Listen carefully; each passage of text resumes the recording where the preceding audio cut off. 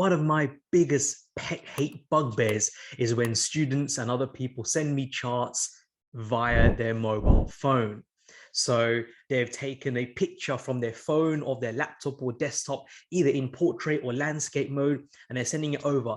It looks messy, it looks unprofessional. You can't really see what's happening there because some of you guys take blurry pictures. So don't do that. There are things in place that make life easier for us. So this lesson is how to take a screenshot effectively using our TradingView platform. So there are a few methods here. So the first and easiest method I can tell you is actually on your TradingView itself. You can see that there is a take a snapshot icon, which looks like a camera.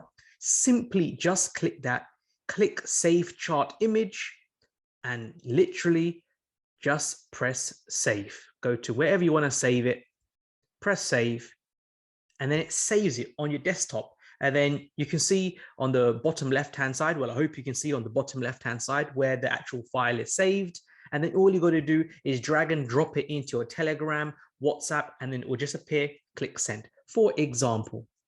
So if I was to take a screenshot of this XRP chart right now, if you're a PC user, you could press print screen, go to Paint, paste it, and save it as an image. If you're a Mac user, you can take a snapshot of the whole screen, pressing Shift, Command, and 3. Or if you want to take a smaller portion of your screen, you can press Shift, Command, and 4. So I'll press Shift, Command, and 4, and you can see that my icon changes. I can take a snapshot of this, let's say, as an example. It will appear on the bottom right-hand side of my screen. You won't be able to see it because this is being recorded.